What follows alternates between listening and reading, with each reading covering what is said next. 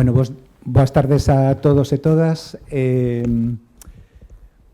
Hoxe damos comezo á última das xornadas destes 4 días, a dos xoves 19, con unha xornada que leva por título Cultivemos o mar, as rías como sustento alimentario, e, igual que onte, pois tócame a mí facer unha pequena charla aquí, simplemente como anfitrión, que somos a Facultade de Bioloxía, que, como dixemos onte, pois estamos encantados de acoller este tipo de xornadas. Oxe, ademais, sabemos que vai moito sobre temas de desafío de marisqueo, mexilón, economía azul e demais, cosas que teñen moitísimo que ver con esta facultade, así que a verdade é que enlaza perfectamente. Creo que hai unhas charlas estupendas, e, ao final, supoño que un poquinho de discusión tamén, como me contaron antes. E nada, simplemente, pois, eu estou aquí un pouco para decir que, debería estar hoxe o decano aquí, pero como pasou onte, pois, ten outras obrigas, non se pode estar en todos os sitios a vez, pero manda saúdos, coa esperanza de que todo saia perfectamente, que pechedes o curso e que sexa moi ben e que sexa moi útil. Nada máis, creo que vou pasar a palabra aos coordinadores, que digan eles o que queiran. Moitísimas grazas por compartir isto connosco. Moitas gracias polas túas verbas e por permitirnos ter aquí estas jornadas. As primeiras dúas foron en Coruña e falamos de aspectos globales como o cambio climático, o tema de como se observa o mar, e aquí estas dúas últimas en Santiago xa entramos en temas máis próximos a Galiza, onde falamos das eólicas, tuvimos un certo debate porque é un tema, digamos, relevante para nós, e hoxe entramos no mundo do cultivo do mar, algo que en Galiza temos moita experiencia e que estamos vendo que tamén ten as súas fortalezas, pero tamén ten as súas ameazas. E, como decía, é unha actividade relevante, unha actividade marítimo-pesqueira e acuícola que ten a súa base en un pasado cunha componente social e cultural moi firme. Esta relación da sociedade galega co uso productivo do mar calou en moitas facetas da mesma, creando unha cultura propia e xerando un patrimonio marítimo inmoble, arquitectura industrial, arquitectura popular, arquitectura portuaria, vivenda, arqueoloxía, mobles, artes de pesca, ferramentas útiles, especios, embarcacións e inmaterial en temas de tradición oral, folclore, festas, taloxemia, culinaria e oficios e artes e iconografía mariñeira. Digamos que é algo que está impregnado na nosa cultura e que esta relación entre o mar e a sociedade galega segue evolucionando, enriquecéndose con actividades máis recentes como o turismo e o deporte. Hoxe chegaremos ao público os desafíos ante as perturbacións ambientais do cambio climático que afrontan as rías. Explicaremos as avantaxes de introducir o mexilón na dieta e como unha boa planificación de economía azul axuda a desenrolar vías sostibles e equitativas para todos. Recordemos que o resumen final da Estrategia de Economía Azul de Galicia é moi claro: coidar o noso mar, que siga coidando de nós. Entonces, unha palabra. Nada, moitas gracias. Fiz, paso xa a presentar o primeiro ponente, que é Xavier Irigoyen Larrazábal, coa ponencia O mexilón, a infravalorada dieta milagrosa. Xavier Irigoyen posúe un doctorado en oceanografía pola Universidade de Burdeos e outros títulos en bioloxía e ecoloxía experimental. Sendo especialista en oceanografía biolóxica, a súa investigación céntrase na ecoloxía do plancton e as interaccións físicas entre plancton e peces. Xavier ven de ser director de Ocean Science and Solutions Applied Research Institute e actualmente está de retorno no ASTI.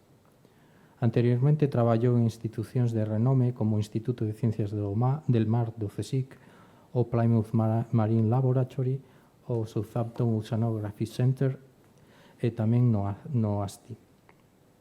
De 2011 a 2016 foi director do Centro de Investigación do Mar Roxo na CAUST. Despois, hasta 2022, e xa como profesor investigador de Ikerbasque foi director científico do ASTI. Durante a súa carreira supervisou numerosos estudantes de maestría e doutorado e participa en consellos editoriais de prestixiosas revistas científicas. Súas contribucións máis relevantes foron dirixidas a estudios sobre biodiversidade mariña, fluxos de carbono e eficiencia trófica en océanos abertos.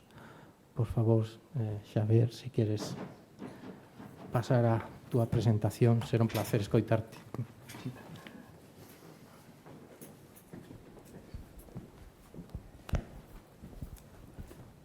¿Se me oye? ¿Sí? Vale. Gracias, Miguel, gracias, Fiz, por invitarme. Gracias, Nieves, no sé dónde está, pero conseguir que venga aquí. Y gracias por acogerme y por estar vosotros aquí para escuchar a alguien que, como ha dicho, es de peces y no se sabe por qué va a hablar de mejillones. No sé si los que estáis allí vais a ver algo. Y además para las vértebras no va a ser muy bueno, pero... Yo diría que sí, que yo también cuando era joven iba en la parte de atrás del autobús, no os voy a contar lo que iba haciendo en la parte de atrás del autobús, pero pasaros para aquí, que para el que veréis esto.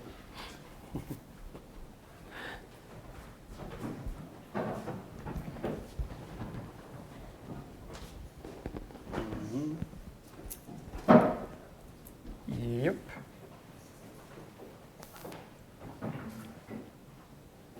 ¿Y cómo empezamos esto?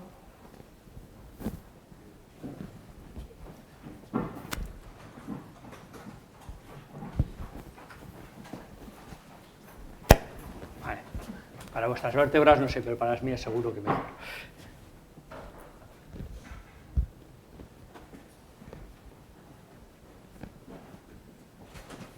Vale, pues vamos a empezar. Voy a hablar del mejillón, la infravalorada dieta milagrosa. Voy a empezar por decir que ya empiezo por decir una...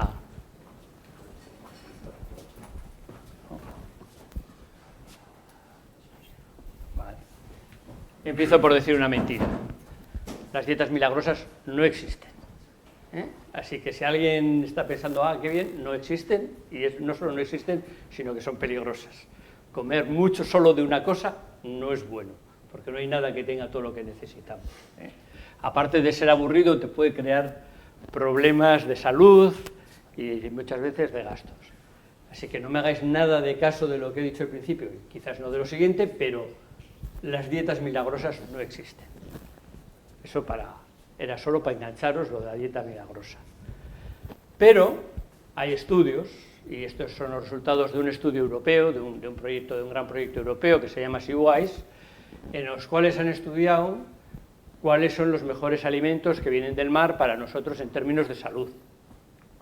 Y todos sabemos que comer pescado es muy bueno para nuestra salud, pero hay diferentes pescados con diferentes cualidades, unos mejores que otros. Y en este trabajo lo que hicieron es mirar las cualidades nutricionales de diferentes especies, de las que son de consumo común, y hacer lo que se suele hacer, de hacer unos árboles de decisión, en los cuales te dicen cuántos años tienes, de 18 a 74, más de 75, si estás embarazada o no estás embarazada, y en ese árbol de decisión vas mirando y vas eligiendo cuáles son los pescados más adecuados para tu salud. Todo es bueno, pero hay cosas que si vas a comer mucho, pues mejor que de esas, ¿no? Y vamos a echar un vistacillo a ver qué es lo que recomiendan en este proyecto europeo de SeaWise. Si tienes más de 18 años, todos aquí creo, ¿qué es lo mejor para ti? Bueno, ya veis, lo dividen en lo mejor para ti, muy bueno para ti y bueno para ti. Y no hay nada malo. ¿Pero qué es lo mejor para ti? Sardinas. Bien.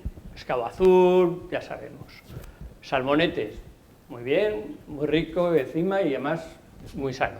Uy, los mejillones terceros. Y ya sé que no son pescado, Esto es cosa anglosajona de hablar de alimentos del mar, etc. Pero mira, los mejillones son los terceros de lo muy bueno para ti, de lo mejor para ti. ¿Y si tienes más de 75 años? pues chicharro, otra vez la sardina, y los mejillones otra vez. Resulta que los mejillones siguen estando ahí en cabeza de los mejores alimentos que vienen del pescado en términos de salud de comerlos. ¿Y qué pasa si estás embarazada? Pues sardinas, y los segundos los mejillones. O sea que resulta que los mejillones son un alimento que en términos de cualidades nutricionales están entre los mejores alimentos que puedes obtener del mar. Mirando una lista muy larga de especies que se consumen regularmente.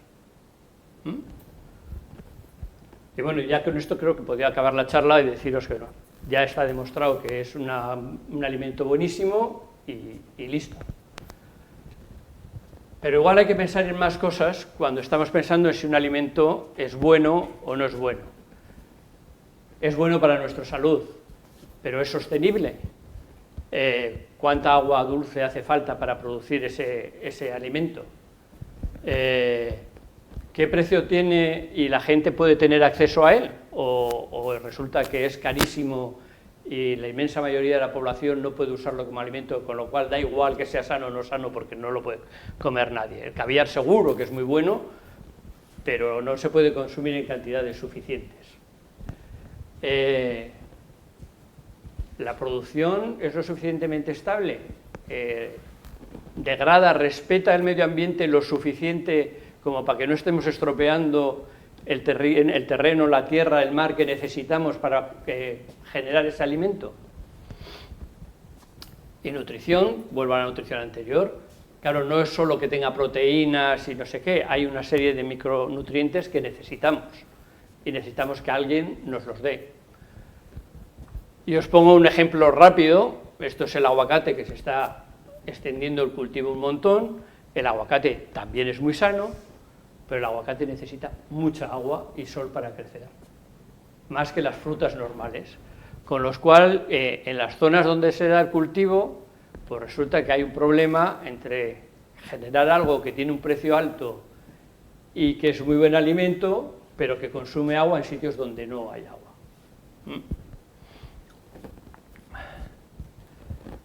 Y de eso vamos al término del agua, ¿no? La construcción, lo que comemos en el fondo es agua, de una manera o de otra, porque para cultivar cosas necesitamos agua.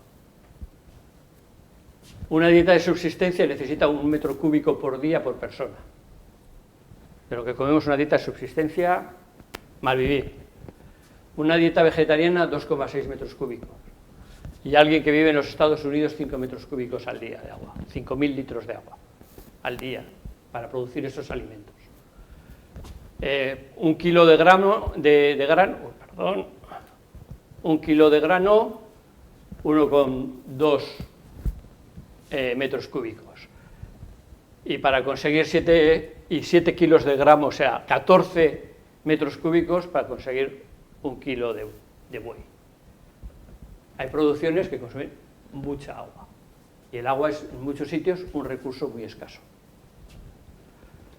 Y entonces muchas veces vemos que nos proponen soluciones mágicas a estos problemas de la alimentación, de cuánto hay para comer o no hay para comer, etc.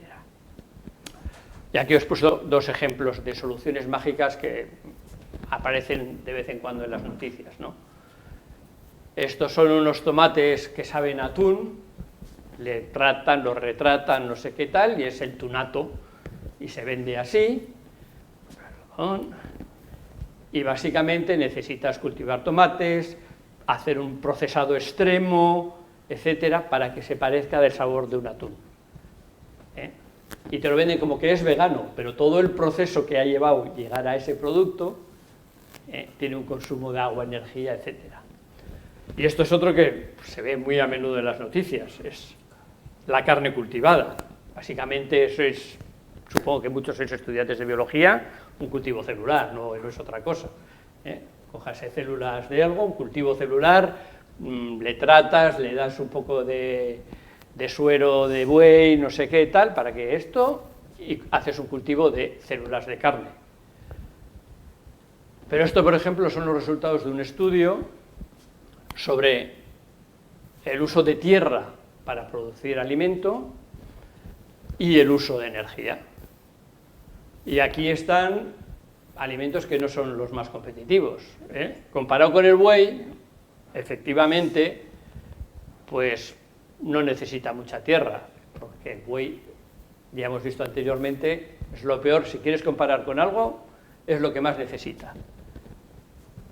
Pero comparado con el cerdo o las gallinas, el cultivo de carne de células en laboratorio necesita mucha energía. Energía que produce CO2, etcétera, etcétera. Entonces, muchas veces estas soluciones milagrosas en las cuales parece que algunas tecnologías van a solucionar todos los problemas, cuando uno empieza a excavar por debajo, no lo son tanto.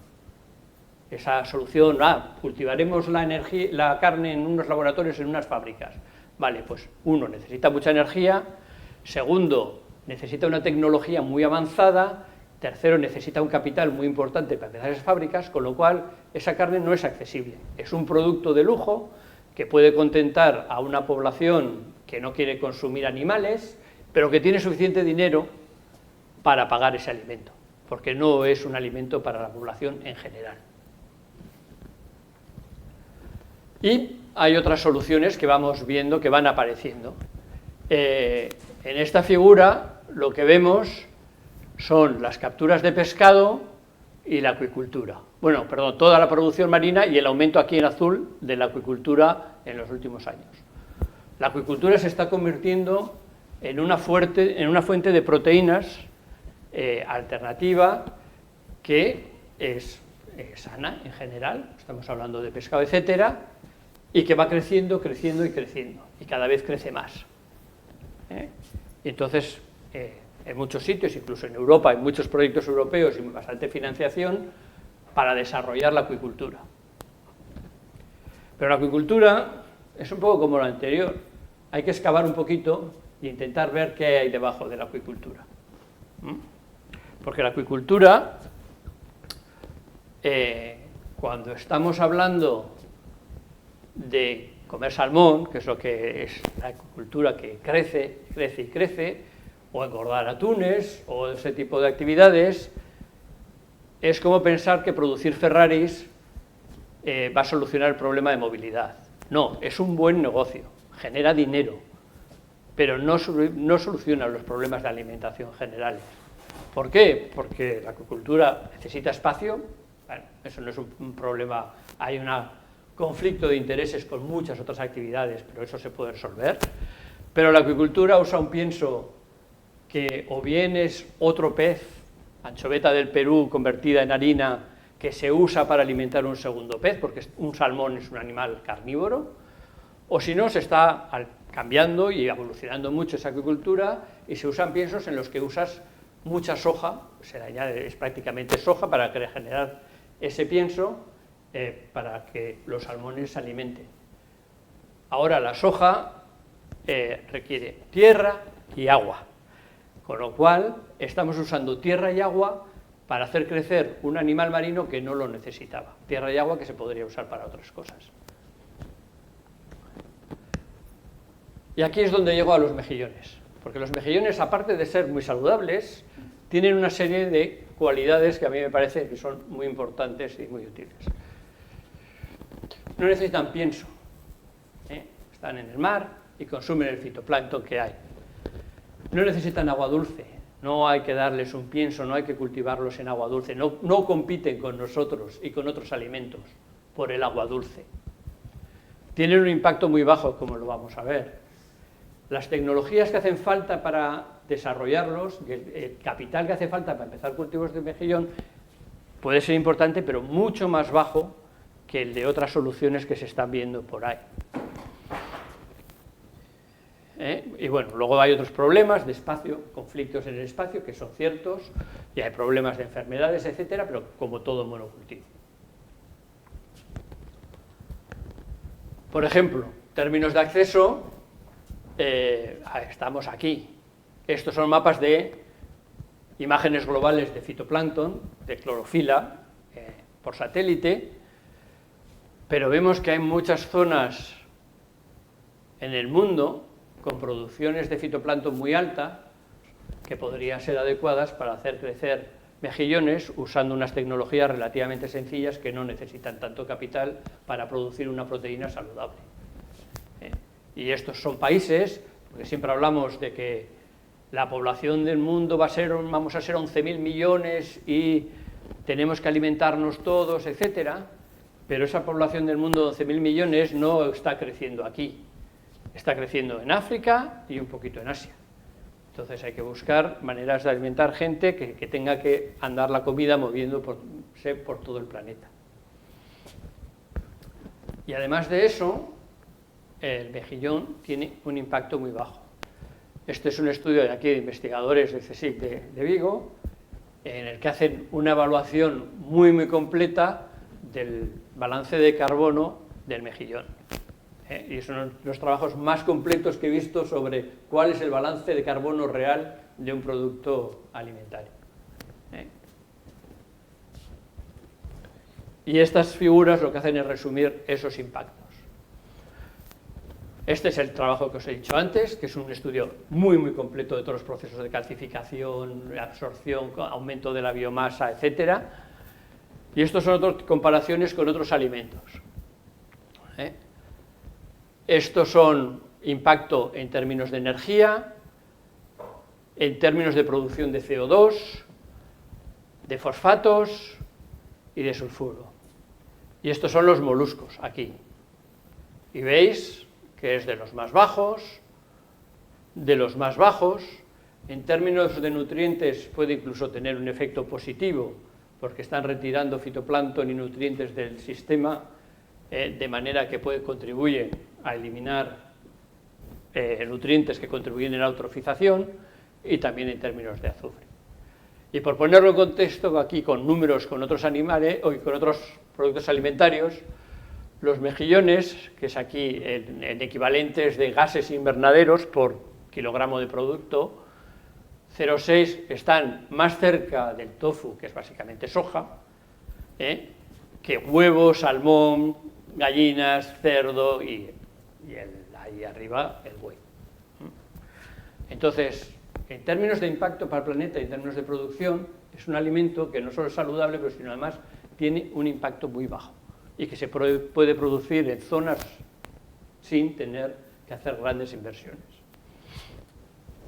Aquí vuelvo a la alimentación, a su valor nutritivo, y es una tabla muy larga, no voy a estar aquí contándoos esta tabla, pero son comparaciones con diferentes alimentos, ya sean vegetales, ya sean carne. Tiene más proteínas que el brócoli, además está más rico. Tantos zinc, más zinc, tiene más zinc que el buey, por ejemplo. Más vitaminas que un montón de cosas, por ejemplo. Y en particular, hay un aspecto que quiero llevaros más adelante. Tiene una cosa de la cual siempre nos hablan cuando estamos comiendo pescado, que es el omega 3, el famoso omega 3. Coman omega 3 porque el omega 3 es muy bueno, el omega 3 es muy sano, se vende como suplemento, etc.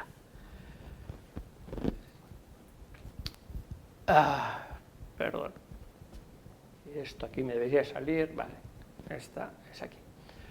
El omega 3 en realidad es un grupo de diferentes ácidos grasos. Arachidnoico, no me acuerdo de los nombres. Hay un punto importante. Algunos de estos ácidos grasos son esenciales. ¿Qué quiere decir que sean esenciales? Que nosotros no somos capaces de sintetizarlos. No podemos comer otras cosas y sintetizarlos. Los tenemos que comer. De hecho, son unos ácidos grasos esenciales que en la vegetación terrestre son muy escasos. Y son escasos y además son precursores de los que usamos, pero nos cuesta mucho usar esos precursores para sintetizar los que necesitamos. Y eso, bueno, podría no ser, por ejemplo, son muy abundantes son relativamente abundantes en los frutos secos. Podría no ser un problema si no es solo que, no sintetizamos, es que resulta que son esenciales para nuestras neuronas. Nuestras neuronas los necesitan para funcionar. Nuestro cerebro necesita esos ácidos grasos para funcionar. Si no, no funciona. Con lo cual no es solo que los tenemos que comer, sino que si no los comemos tenemos un problema. De hecho, hay una teoría que hemos estado comentando antes, que dice que el hombre, el ser humano, el sapiens sapiens, dio un salto de inteligencia en un periodo hace unos 300.000 años, que hubo una glaciación, la población en África se redujo mucho, hay debates sobre a cuánto se redujo, hay unos dicen que unos pocos cientos, otros dicen que unos pocos miles, pero se redujo mucho la población, se refugió en las costas, en la costa de Sudáfrica, donde hay toda una serie de cuevas, y se encontraron que aquello estaba lleno de comida, porque hay un afloramiento enorme en la costa de Sudáfrica, y hay mejillones, abalones y de todo.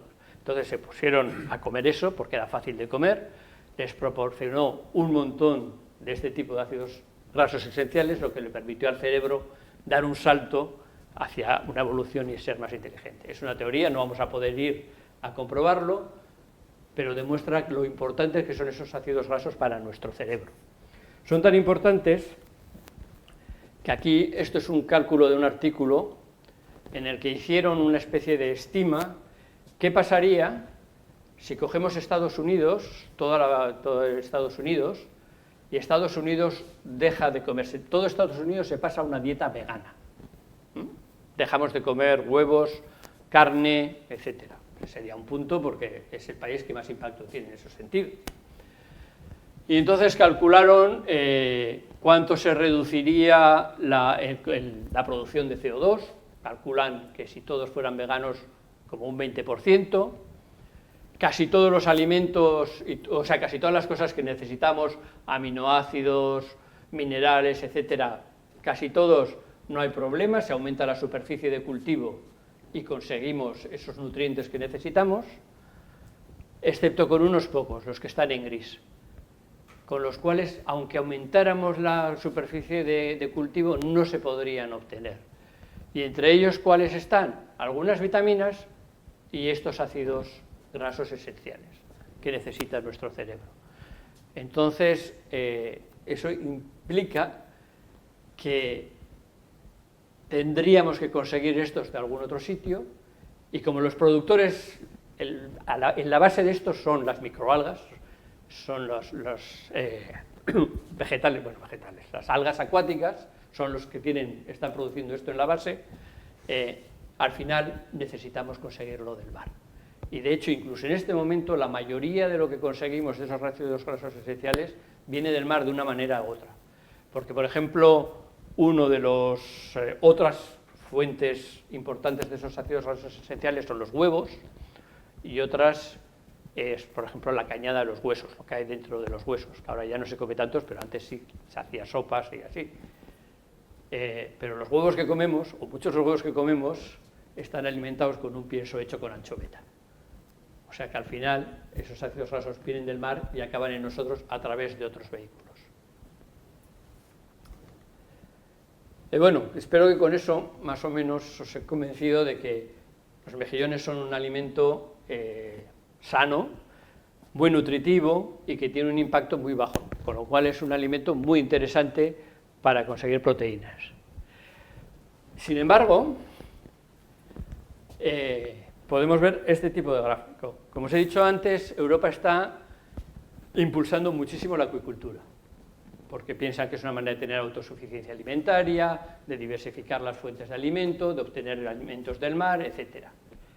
Y esta es la curva de producción de mejillones en el mundo. Lo rojo es el mundo, lo azul es Europa. ¿Y qué es lo que vemos? Que mientras en el mundo la producción de mejillones y similares, de bivalvos, aumenta, y está aumentando, en Europa lleva un montón de años estancada. No aumenta la producción. Entonces, para mí es una contradicción decir que estás impulsando la acuicultura y que una de las cosas más sanas que hay en la acuicultura no está aumentando. Y eso viene a ser porque lo que estamos impulsando es la acuicultura de peces caros, de salmones, rodaballos, etcétera, que son caros, que son buen negocio, que está bien, que no voy a discutir a nadie que es un buen negocio y que hay que ganarse la vida y que hay que ganar el dinero y que con eso se pueden comprar otros, pero hay otra acuicultura que es importante. Y también eso nos lleva al punto de por qué es tan buen negocio otras cosas y por qué resulta que el mejillón no se convierte en interesante para otros. Esto es un gráfico de la producción en peso de mejillones en Europa y esto en valor. Como lo vemos aquí, prácticamente la mitad del peso en Europa lo produce España, y cuando decimos España es Galicia, o sea, claramente. Perdón, salto otra vez. Vuelve. Sin embargo, en valor, la producción en España o en Galicia no llega al 30%.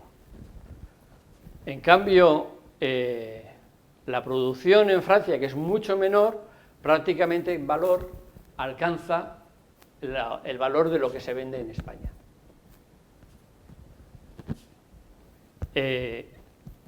Esto es otro gráfico de lo mismo. Básicamente son las ventas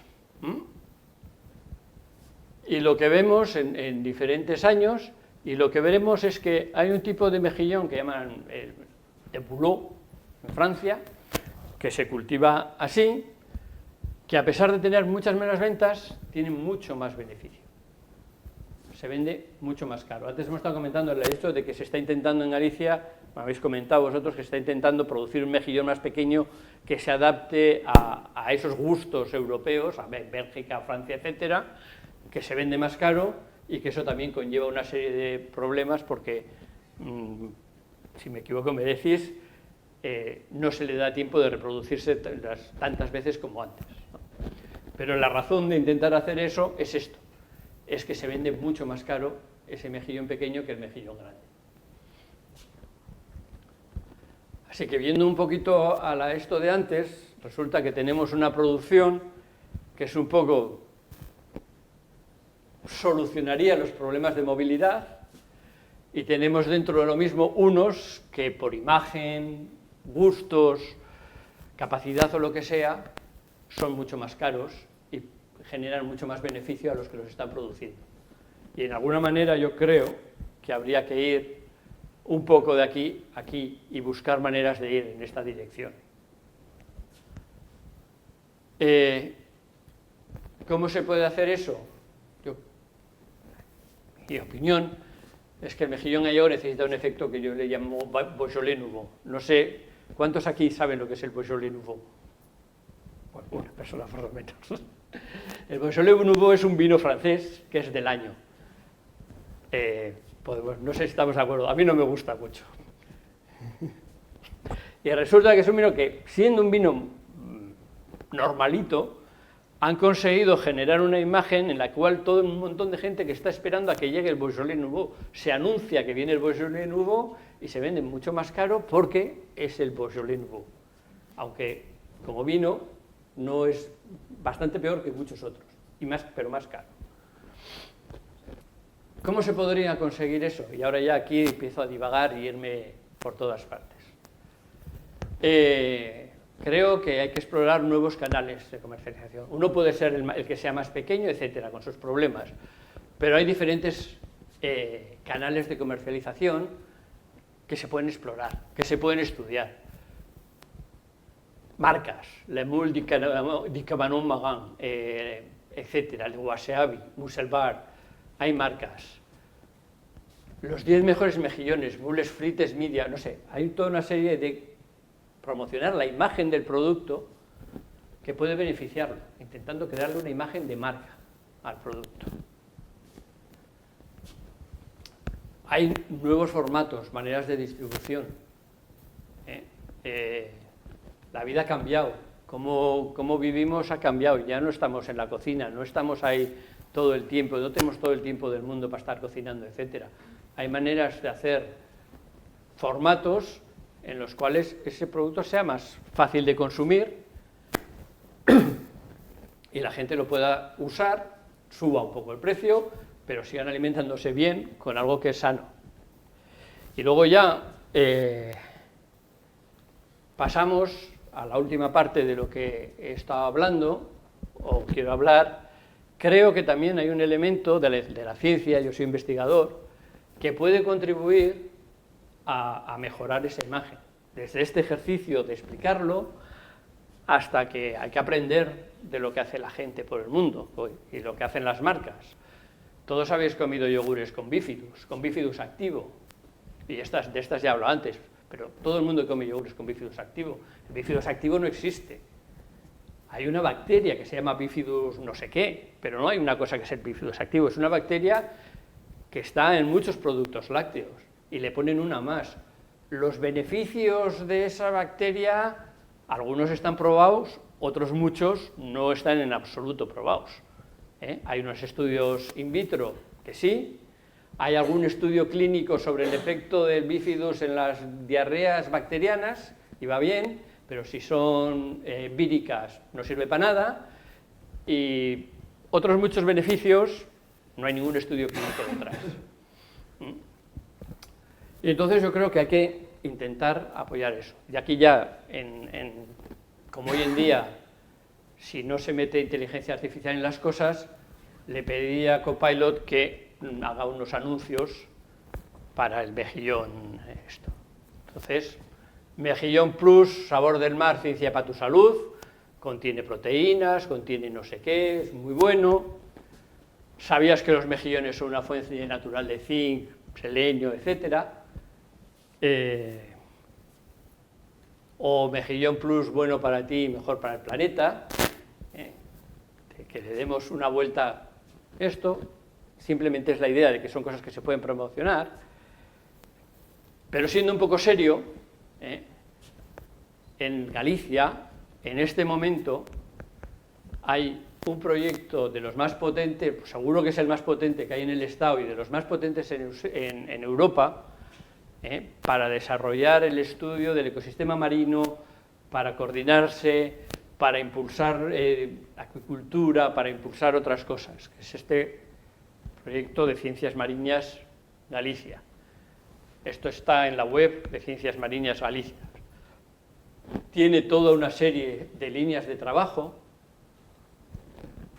en diferentes aspectos: observación, datos, nuevos vehículos, secuestro de carbono, no sé, vosotros sabéis mucho mejor que yo todo lo que hay ahí dentro.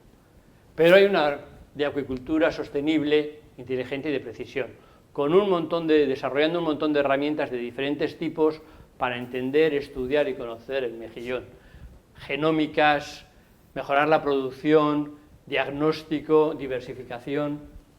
Todo eso se está haciendo ahora, aquí, ahí enfrente.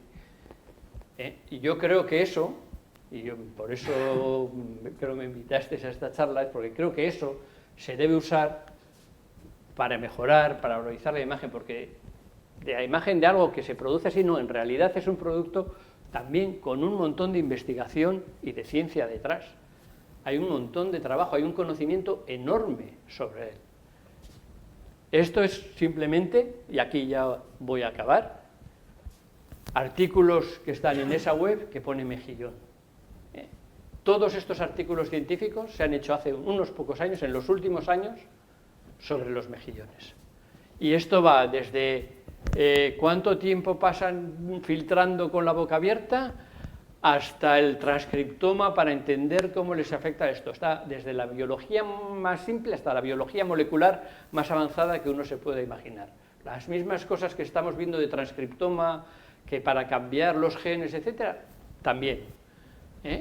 Lo mismo también con el CO2, todo tipo de trabajo. Entonces yo creo que es importante entender que es algo, lo he dicho, saludable, con bajo impacto y además con un montón de conocimiento por detrás. Cuando la gente habla de estas cosas, no están vendiendo, muchas veces cuando nos hablan de este tipo de cosas, he dicho, hay que excavar detrás para entender, porque nos venden un suplemento alimentario o no sé qué, y nos dicen, esto es maravilloso, te va a salvar, y cuando excavas detrás dices, tiene este problema, realmente nadie sabe la composición, o no hay estudios clínicos, o no se ha estudiado bien cuánto CO2, realmente cuál es el impacto, pues en este caso sí, hay un montón de ciencia detrás. Con esto, gracias.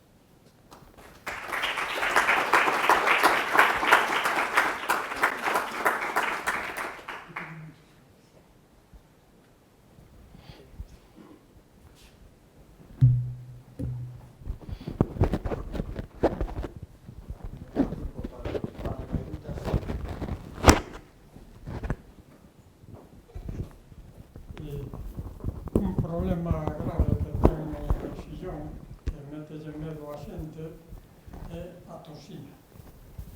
Sí, efectivamente, es un problema,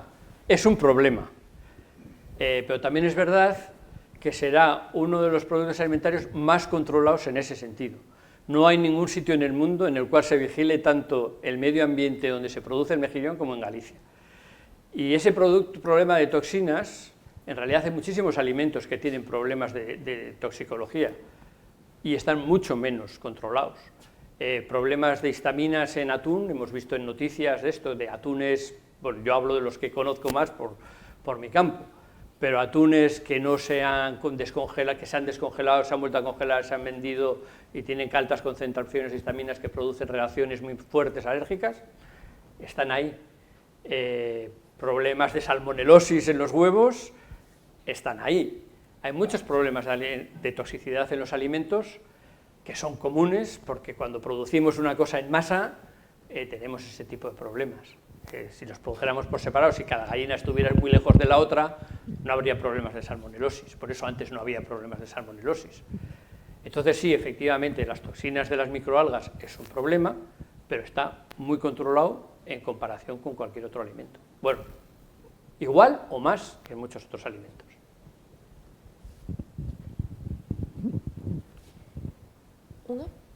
Unha pregunta, cando falabas antes dos mexillóns máis pequenos que lle gustan máis aos europeos, é unha especie diferente ás que non hai aquí? Buena pregunta, hay dos especies, el edulis y el galoprovincialis. Realmente no sé si uno es más pequeño que el otro, porque también allí arriba el agua es más fría y crece más despacio.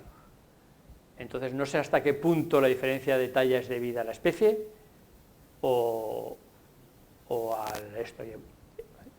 El gusto viene de las costumbres, eso es así. Era para preguntar, porque en el caso que fueran diferentes, ¿cómo afectaría igual esta especie a las... Tengo la duda en este momento, de incluso porque sé que están las dos especies, pero no sé cuál está cultivándose aquí, puede que sea el mismo, o sea, es galoprovincialis también, ¿no? Pues es galoprovincialis. Hola, buenas tardes. Hola. Primero, por aclarar la duda, aquí se está cultivando galoprovincialis, en Francia, Reino Unido, etcétera, se está cultivando Mytilus edulis. Son dos especies diferentes.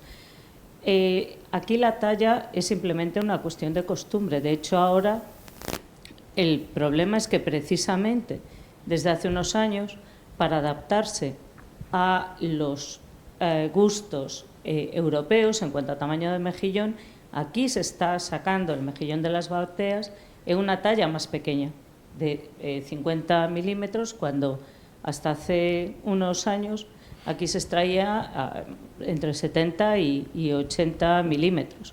De hecho, estamos como que los gallegos reacostumbrándonos a mejillón más pequeño. Aquí sí que se puede producir perfectamente, simplemente sacarlo de la batea antes, que es lo que se está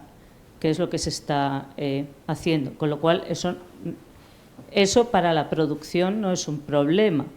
Otro problema viene, y es un problema muy importante, de cómo se vuelven a llenar esas cuerdas de batea con los mejillones pequeños, porque en estos momentos el porcentaje más importante, creo de memoria, que es un 80%, del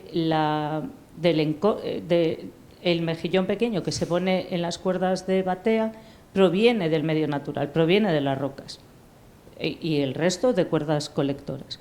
Entonces, Cuanto más pequeño es el mejillón, antes hay que volver a encordar las bateas, antes hay que ir al medio natural a por los juveniles, a por lo que aquí se llama la mejilla. Entonces, eso genera un problema de conflicto de usos con otros recursos naturales, además de para el ecosistema. Entonces, yo, desde mi ignorancia en cuanto a capacidad de producción de las rías, era una de mis preguntas, es hasta qué punto aquí en Galicia se podría incrementar la producción del mejillón sin que hubiese un conflicto con las otras actividades acuícolas o con el ecosistema. Seguro que sabéis la respuesta mejor que yo. Yo, así, a general, yo diría que la producción en Galicia no se puede aumentar mucho. Mi opinión es que ya está probablemente llegando, porque cuando hay conflictos de espacio también, es porque ya estás llegando al límite. Por eso creo que es importante conseguir un aumento del precio. Porque si el aumento del precio es suficiente, como para que sea un buen negocio, la producción se puede expandir a otras zonas que no sean las rías, que no sean esto. O sea, yo creo que las rías gallegas probablemente ya no dan para más, producen muchísimo, pero si consiguieras que ese producto tuviera, no voy a decir como un salmón, pero cuando el salmón empezó en Noruega, se llenaron los fiordos noruegos, tienen muchos problemas, pero ahora producen en Escocia, producen en Chile, producen en otros sitios. Entonces, si consigues que el precio aumente lo suficiente como para que sea interesante producirlo en otros sitios, lo vas a ir. Mientras esté a precios bajos, obviamente solo lo puedes producir en un sitio donde estás muy protegido, como las rías, con una productividad de fitoplancton enorme que te permite producir en un ecosistema muy especial. Pero si no, podrías expandir la producción a otras zonas.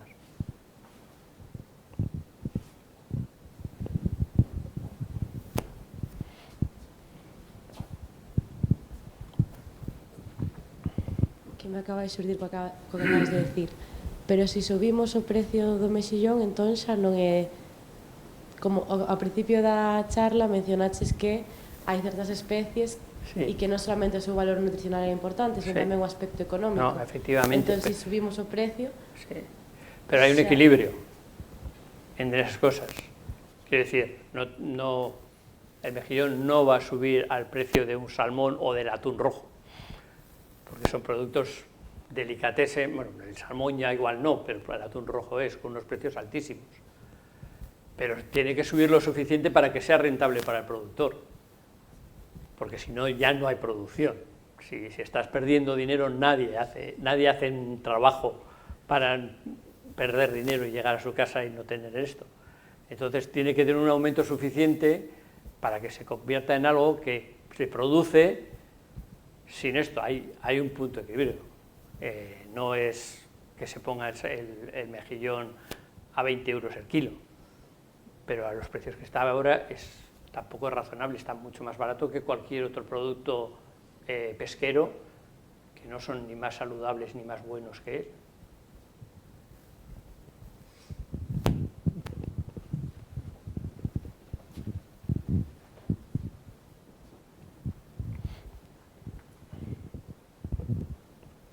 A ver, primeiro, boas tardes. A miña dúbida xordía que falas de produción primaria, sobre todo. Eu entendo que para a alimentación das costas está ben, pero se buscamos unha alimentación en todo o globo, temos que mirarnos tamén aos costos da produción secundaria. Hasta onde teño entendido, os costos de produción secundaria en mexillón é bastante máis caro que en outros produtos. Costes de producción secundaria. Sí. Más caros que otros productos. Que outros produtos. Es que otros productos es muy raro.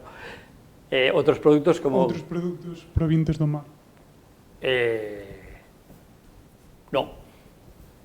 No creo. Otros productos provenientes del mar, ¿con qué tipo de pesca? Porque depende del tipo de pesca, si no estás incluyendo el coste de los impactos que estás teniendo, porque la pesca que tiene un coste bajo En general son pescas de arrastre, con mucho impacto, etc. Entonces, sí, en ese Eu sentido... estaba tirando máis ben pola industria alimentaria. ¿Perdón? Te estaba tirando máis ben pola industria alimentaria. Por la industria alimentaria. No creo realmente que el mejillón tenga un coste más alto que quieres decir, envasadoras, conserveras, Sí. etcétera. No tiene coste, no creo que tiene un coste más alto que algunos de otros productos. No puede tener un coste mucho más alto un mejillón que estás cogiendo aquí que un atún claro que has tenido que ir a pescarlo al Índico. Con un barco de 100 metros, redes estos... Me gustaría ver los números de qué productos exactamente estamos hablando para ver cuáles son esos productos que tienen un coste mucho más bajo para la industria conservera.